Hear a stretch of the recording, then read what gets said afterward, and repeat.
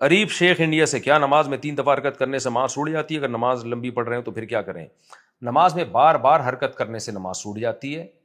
اب بار بار حرکت کنٹینیوسلی کسے کہتے ہیں، اس کے بارے میں ہمیں حدیث میں کوئی معیار ملتا نہیں ہے، اس لیے بعض علماء نے کہا 3 دفعہ کنٹینیو ایک کام کریں گے تو نماز چھوٹ جائے گی، بعض نے کہا کہ نہیں اتنے کنٹینیو حرکت کریں کہ دیکھنے والا آئے تو وہ سمجھے کہ یہ بندہ نماز میں ہی نہیں ہے۔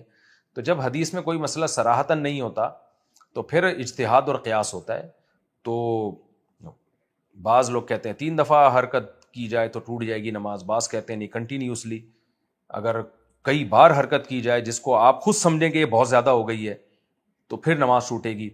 پہلا قول جو ہے وہ احتیاط پر مبنی ہے، دوسرے قول میں آسانی ہے، تو اب آپ کی مرضی بھائی۔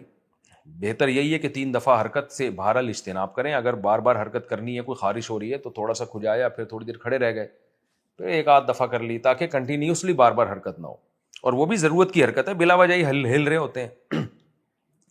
ہمارے فرمایا کرتے تھے نماز میں نے بہت سے نمازیوں کو دیکھا ہے نماز سے پہلے آرام سے کھڑے ہوں گے، نماز کی نیت باندھتے ہی ہلنا شروع ہو جاتے ہیں۔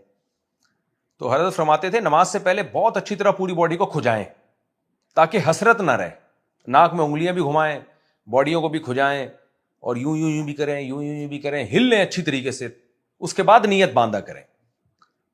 آرام سے کھڑے ہوں گے اقامت میں بھی اور اس سے پہلے بھی بیٹھے ہوں گے، جیسے ہی نماز کی نیت باندھی وہ ہلنا شروع۔ یہ نماز کے تعظیم کے خلاف ہے۔ قوموا للہ قانتین، اللہ کہہ رہے تمیز سے کھڑے ہو جاؤ اللہ کے سامنے، خشوع و خضوع کے ساتھ کھڑے ہو جاؤ۔ یہ کیسا خشوع و خضوع ہے کہ ہلتے ہی رہتے ہیں۔ قد افلح المؤمنون الذین هم فی صلاتہم خاشعون، اللہ کہتے ہیں وہ مومن فلاح پا گئے جو نماز میں خشوع پیدا کرتے ہیں، خشوع و خضوع سے نماز پڑھتے ہیں۔ بعض لوگ داڑھی سے کھیلتے رہتے ہیں پوری نماز میں، یوں یوں کرتے رہیں گے، ویسے آرام سے بیٹھے ہوں گے۔